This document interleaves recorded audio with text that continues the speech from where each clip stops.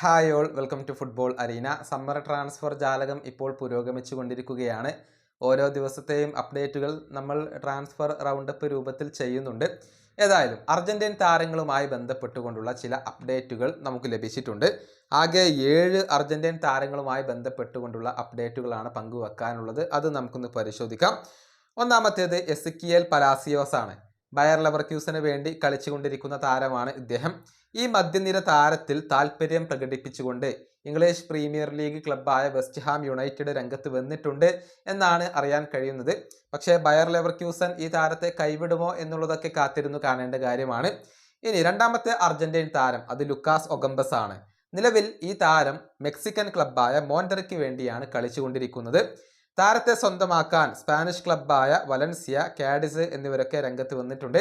നേരത്തെ ലാലിഗയിൽ കളിച്ചിട്ടുള്ള താരമാണ് ഒഗംബസ്. അദ്ദേഹം തിരിച്ചെത്തുമോ എന്നുള്ളതൊക്കെ കാത്തിരുന്നു കാണേണ്ട കാര്യമാണ്. മൂന്നാമത്തേത് ഇക്കി ഫെർണാണ്ടസ് ആണ്.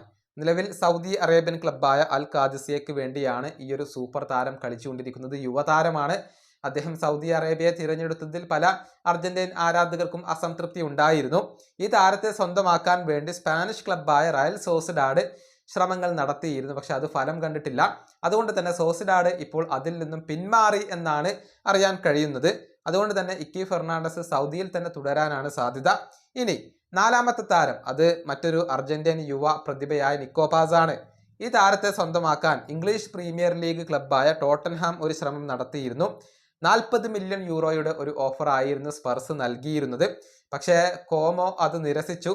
ചുരുങ്ങിയത് 70 മില്യൺ യൂറോ എങ്കിലും ലഭിക്കണം എന്നതാണ് ഈ ഒരു ഇറ്റാലിയൻ ക്ലബിന്റെ നിലപാടായിക്കൊണ്ട് വരുന്നത്.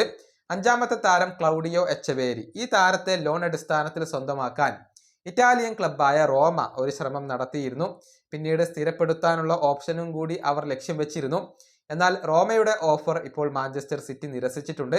താരത്തെ ജിറോണയിലേക്ക് ലോൺ അടിസ്ഥാനത്തിൽ അയക്കാനുള്ള ഒരു പോസിബിലിറ്റി ഇപ്പോഴും അവിടെ അവശേഷിക്കുന്നുണ്ട് എന്നുള്ളതാണ്. ഇനി ആറാമത്തെ അർജന്റീൻ താരം അത് ലുക്കാസ് ബെൽട്രൻ ആണ്.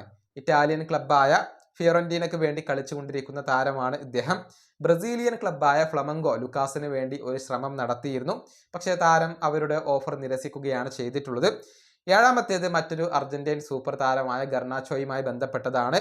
ഈ താരം മാഞ്ചസ്റ്റർ യുണൈറ്റഡ് വിട്ടുകൊണ്ട് ചെൽസിയിലേക്ക് പോവുകയാണ്.